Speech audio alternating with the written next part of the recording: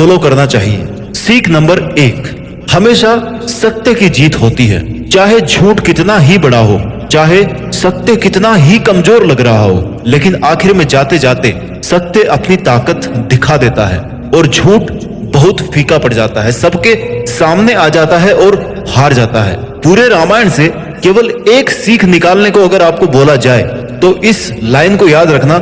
इस लाइन में इसका पूरा अर्थ निकल जाता है कि अच्छाई की बुराई पर हमेशा जीत ही होती है। रावण बहुत बड़ा योद्धा था, उसके पास बहुत सारी ताकत थी, भगवान शिव से वरदान प्राप्त था अमर रहने का, लेकिन उसके हारने की केवल और केवल एक वजह थी कि वो बुराई के साथ था, वो अच्छाई के साथ नहीं था, वो सत्य के साथ नहीं था। इसलिए रावण इतना ताकतवर होके भी श्री राम के द्वारा मारा गया। सीख नंबर 2, हमेशा विनम्र बने रहो।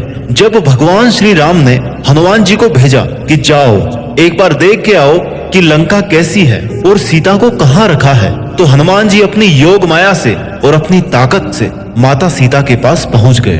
उनमें बहुत ताकत थी, पूरा पहाड़ उठा के ले आए थे लक्ष्मण जी को बचाने के लिए। तो सीता माता को तो आराम से कंधे पर बिठा के ले आते, उड़कर आ जाते, लेकिन वे विनम्र बने रहे।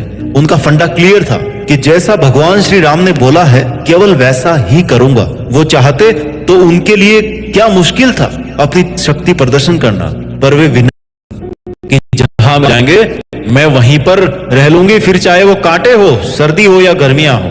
उन्होंने लंका में रहते हुए भी पत्नी धर्म को बहुत अच्छे से निभाया और एक मिसाल पेश की। सीख नंबर 13 जो हमें रामायण से सीखने को मिलती है, रिश्ते पैसों से ज्यादा बढ़कर है। अब देखिए आप श्री राम का वनवास, माता सीता भी चली गई, भरत भी एक्टिंग किंग बनकर रहे और कभी भी अपने आप को राजा नहीं माना।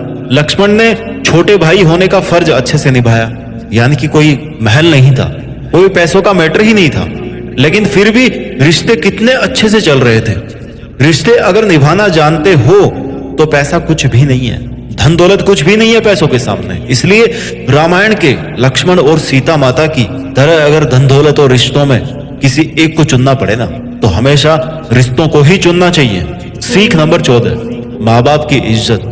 माँ बाप की इज्जत कीजिए, करना सीखिए। जब माता कैकेयी ने कहा कि अब तो राम को वनवास जाना ही पड़ेगा, तो श्री राम ने एक भी क्रॉस क्वेश्चन नहीं किया कि क्यों जाना है, कब जाना है, कहाँ रहना है, कैसे रहना है, खाना कहाँ मिलेगा। नो, उनके दिमाग में क्या था, एक तो माता का आदेश और दूसरा पिता का वचन, यानी कि माँ बाप ने अगर कुछ कहा है तो उसमें कोई ना कोई बात जरूर है, उसमें कोई ना नुकुर नहीं है, वो करना है मतलब करना है। There is no second thought. अब चाहे उसका पालन करने में जान ही क्यों ना निकल जाए, पर उसको फॉलो करना है तो करना है। सीख नंबर 15 जो रामायण से हमें सीखने को मिलती है कि कुछ भी करने से पहले अच्छे से सोचना जरूर चाहिए। जैसे रावण ले गया सीता माता को और कैकेयी ने दे दिया वनवास।